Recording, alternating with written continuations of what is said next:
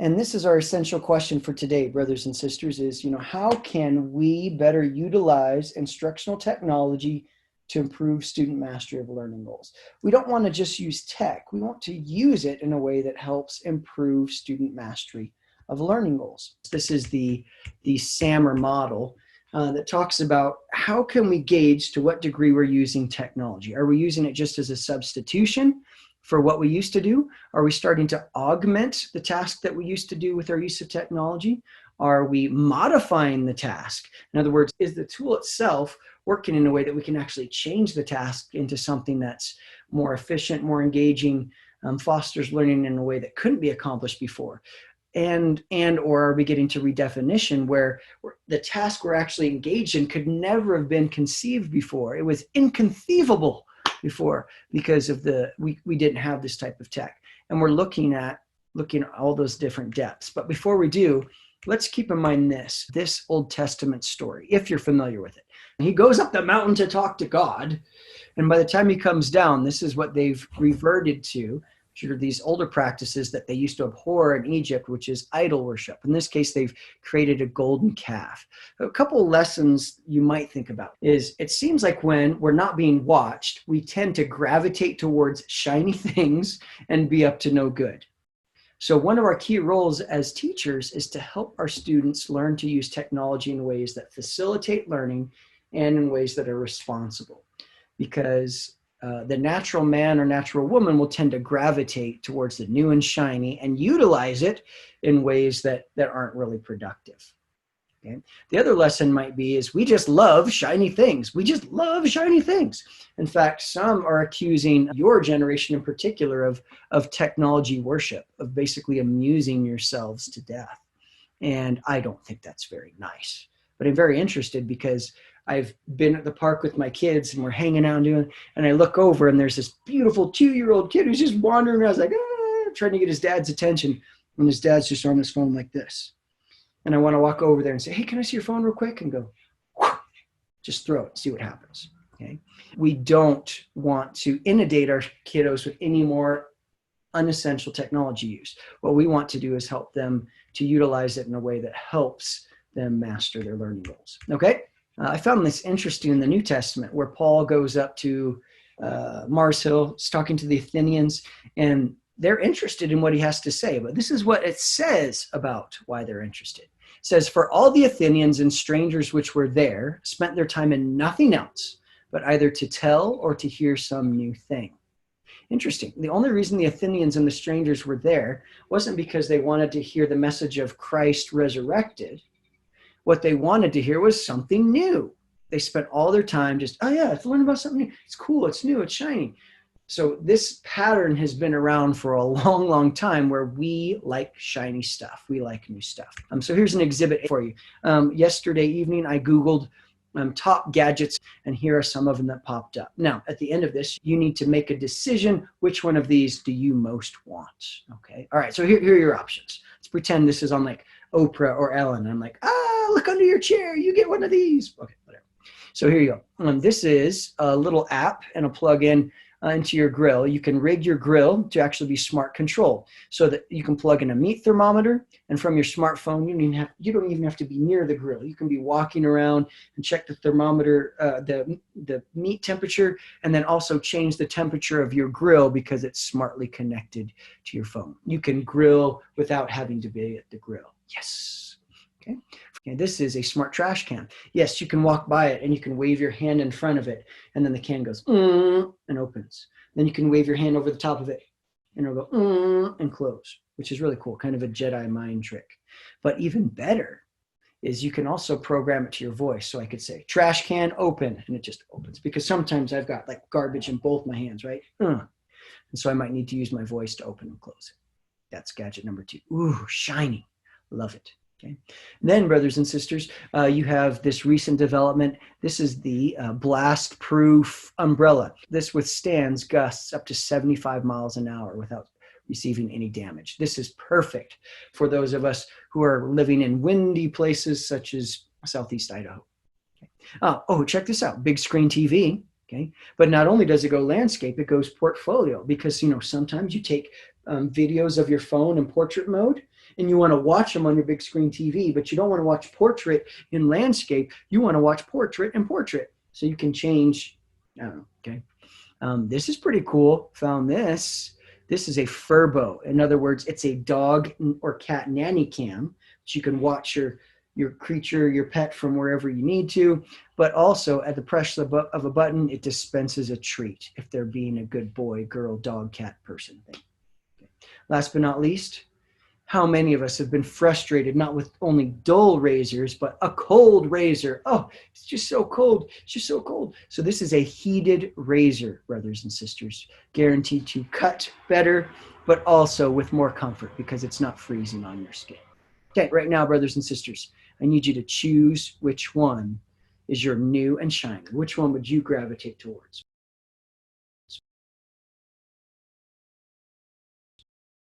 Yeah, we love shiny things. We love this. And I'm a sucker for these types of things as well. This is not how we're going to approach tech, which is new thing. Got to have it. Got to use it. It's going to be, here's our learning goal for our students. This is the type of evidence we want to collect through our learning activities. Which tool or tools would help facilitate that in the best way possible? Remember, our question was, how can we better utilize instructional technology to improve student mastery of the learning goals? Still starts with the learning goals.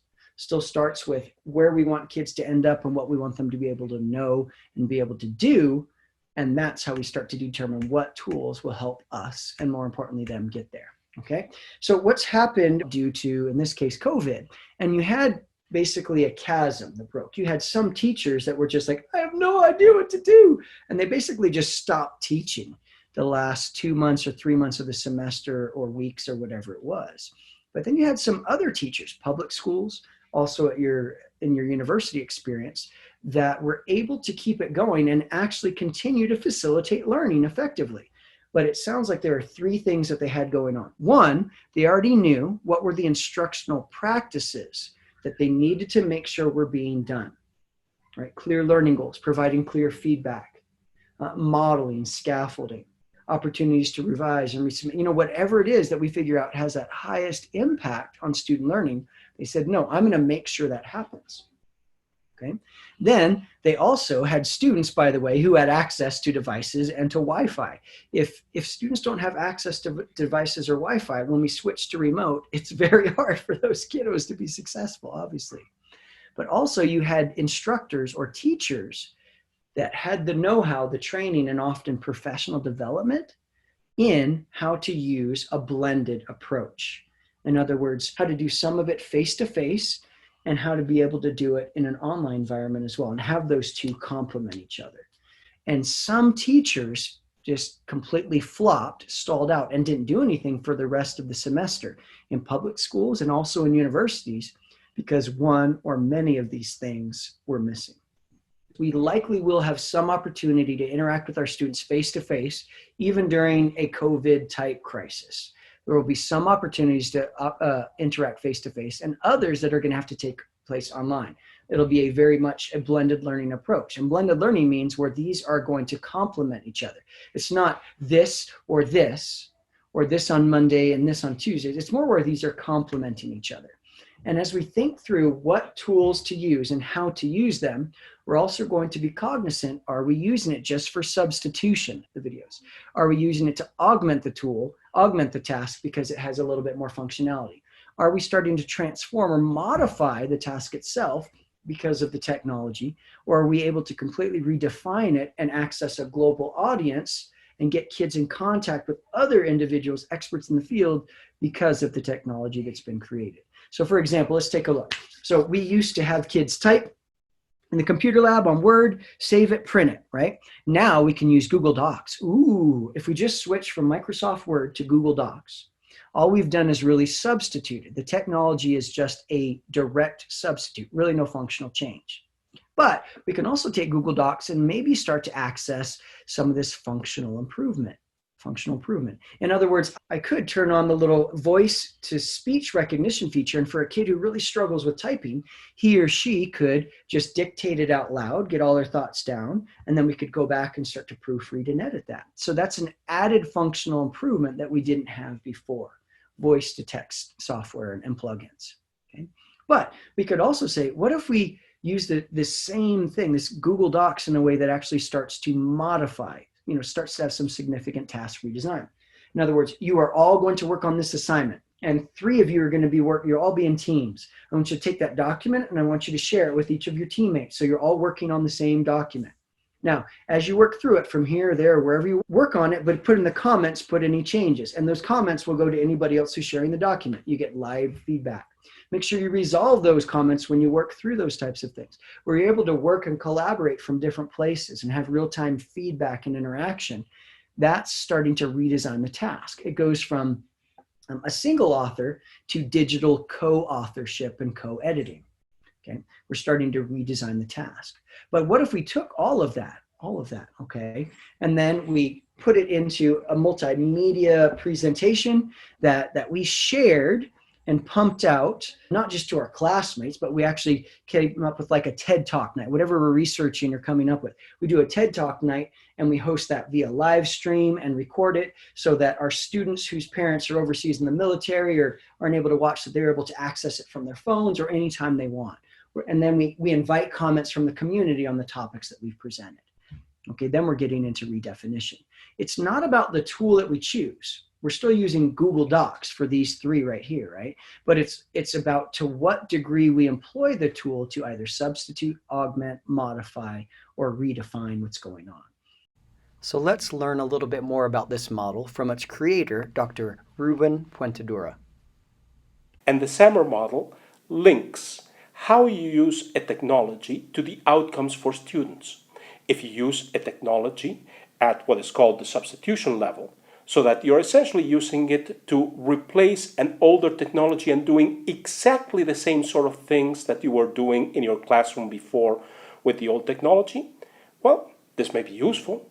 It may set the stage for future developments, but it will not in any way, shape, or form significantly impact student outcomes. A second tier is then the augmentation tier. And in the augmentation tier, now we start to say, well, can we at least use the technology to enhance how the students were carrying out tasks in the past before? So that now we're not saying that they're carrying them out exactly the same way they were doing them before. Now they're using certain features of the technology to make the task be accomplished in a more efficient fashion, in perhaps a more informative fashion for the student, in a swifter fashion, but overall the task remains the same. This will introduce small, noticeable, but still small improvements for students. The next level is the modification level. At the modification level, we start to say, well, wait a second. I'm sure that there were educational goals that you always wanted to attempt, accomplish, reach with your students that you couldn't have before. Now we can use the technology to modify the tasks that you were doing before with the student so that now they're at heart, the heart of the task remains the same. But important aspects have been modified so that the student can accomplish new goals that they could not have accomplished before. If the task before was, say, to write an essay individually, now we might be talking about writing an essay that is jointly critiqued by an audience of the student peers, so that they get feedback in ways they couldn't have before with edit cycles that are richer than what they had before. Or before, if they were doing set mathematical problems, now we're talking about using tools that allow the students to still tackle set mathematical problems, but get into reaches of math that would previously have been considered too complex for them to tackle, where the computer can handle some of the pencil pushing that's difficult or impossible for the student to do. At this level, we see significant improvements in student outcomes, the sort of things that you want your students to do. But we can go a level further. We can go a step further. And that step further is the redefinition level.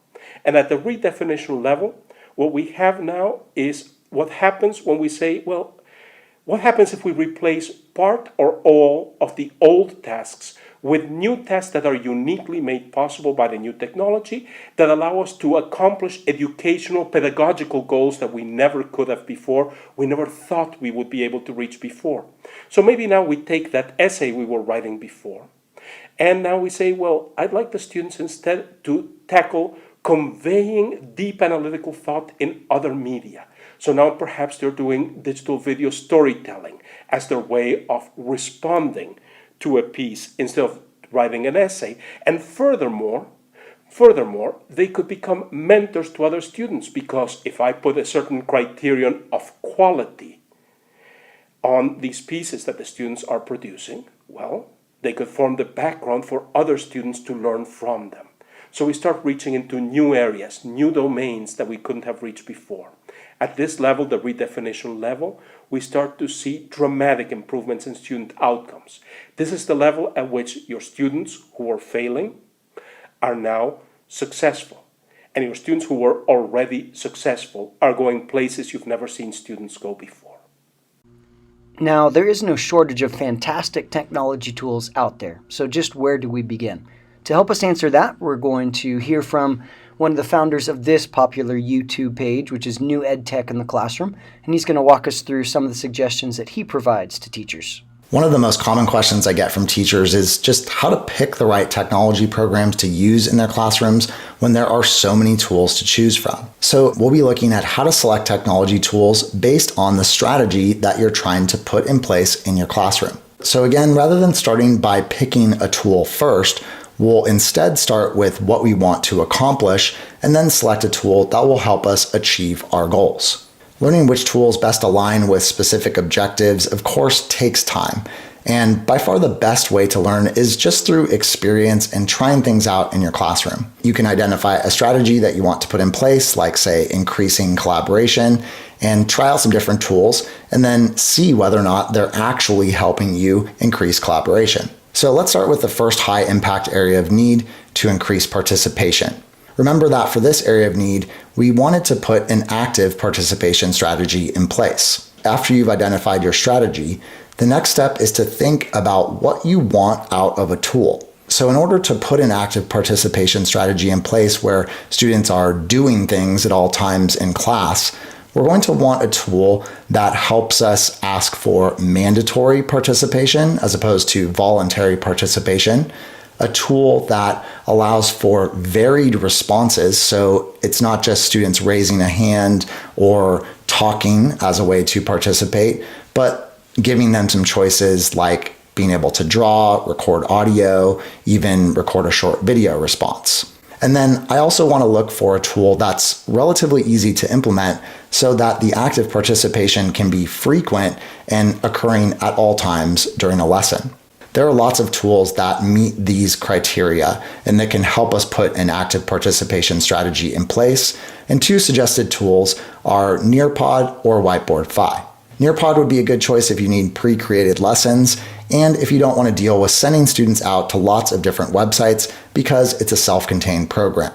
On the other hand, Whiteboard-Fi is a digital whiteboard program that allows you to give every student an individual whiteboard that they can use to record responses and then show those responses back to you.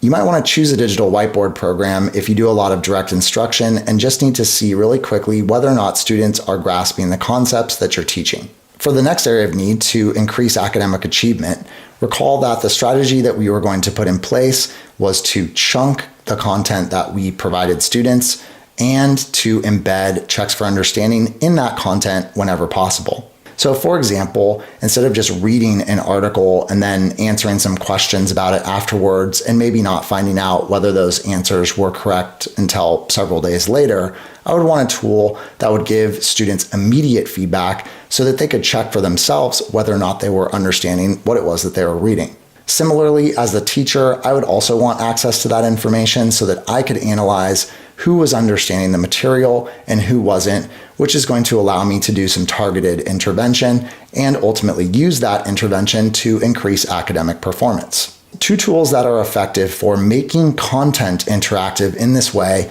are Actively Learn and Edpuzzle. Edpuzzle is an interactive video platform that has a lot of pre-made content. So when you present educational videos to students, rather than having them just watch it from start to finish, instead, you can have them watch an Edpuzzle video that has embedded checks for understanding throughout the entire video. Actively Learn also has an interactive video feature, and in addition to interactive video, Actively Learn also has a huge archive of texts that are already interactive, and you can also customize those texts to add your own interactive questions. In addition to nonfiction articles, you can also make short stories, poems, and even entire books interactive.